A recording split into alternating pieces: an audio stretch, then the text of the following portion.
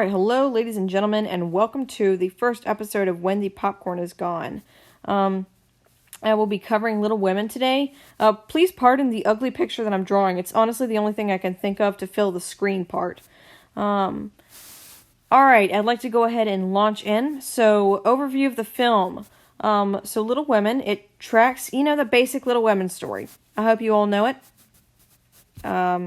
If you don't, you should probably just go watch this movie, read the book, or watch one of the movies.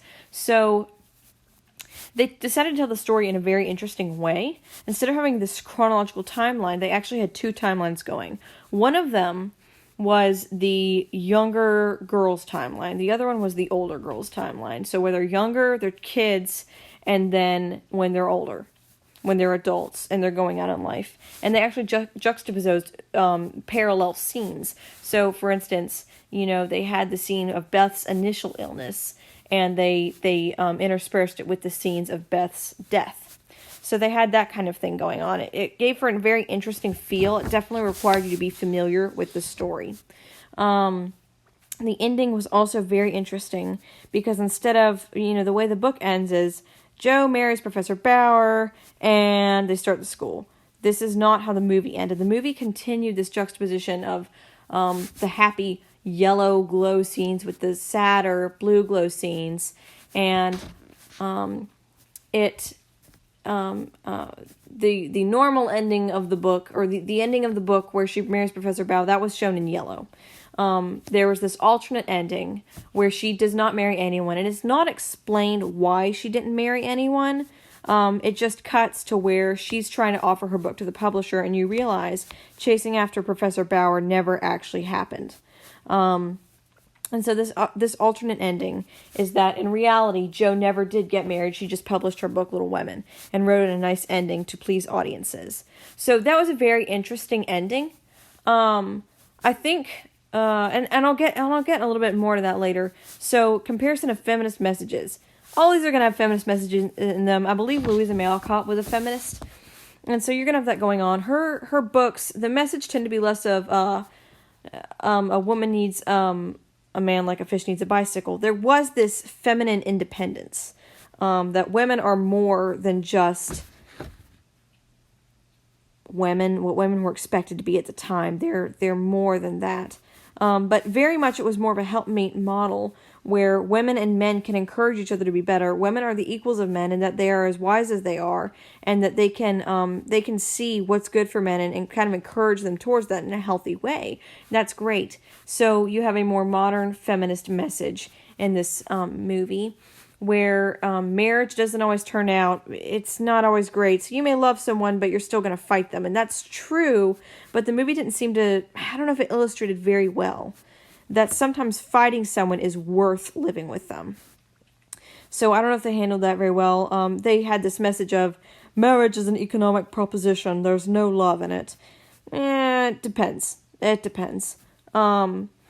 So I did not love those messages. There was this kind of sad message in the movie that women at the time were oppressed. The only thing they could do is get married and live unhappily ever after.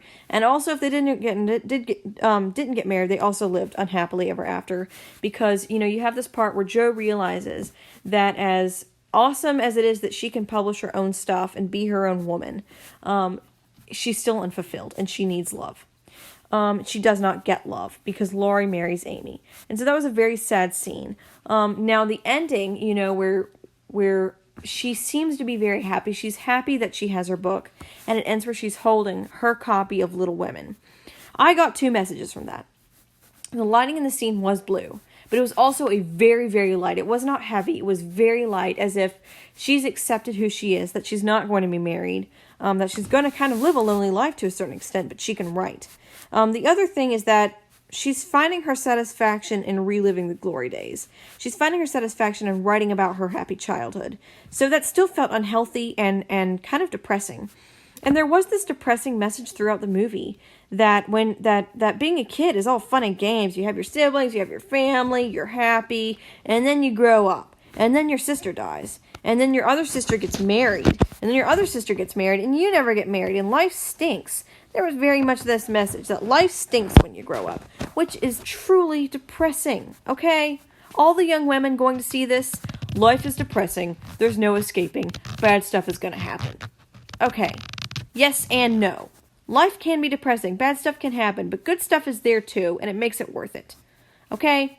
Okay, people. Okay, Greta Gerwig. Okay, so now I'm going to move over to the acting. So I thought Saoirse Ronan did a good job. Don't have a lot to say. Emma Watson did a good job for herself. Emma Watson's a horrible actress in my humble but correct opinion. I have so many problems with her. Her eyebrows move up and down constantly. It's crazy. Like in Harry Potter, it's just like every syllable her eyebrows are moving. Not so much in this movie, and if she did, it wasn't as noticeable. Her acting was much better. She had a pretty good American accent. You could hear it slipping, but it was pretty good. Loved the scene where Meg is putting on a British accent, which means it's a British woman putting on an American accent, putting on a British accent. That's pretty awesome, if you ask me. I think the biggest acting problem in this movie was Florence Pugh, because instead of going on the Kirsten Dunst model where they have one actress playing young Amy and another actress playing older Amy, they had Florence Pugh play all Amy. And so that was fine. Florence Pugh did a great adult Amy, but she did not do a very good young Amy, and that's not her fault. When you have a woman who has an extraordinarily deep voice playing a 13-year-old, there are issues. When you put her in a tiny dress and give her fairy wings, yes, there are issues with that. So that was not Florence's fault. That was, I don't know, casting choices? I don't know whose fault that was, but it was an issue. You can't get a 20-something-year-old woman who looks kind of like she's 30-something to play a 13-year-old.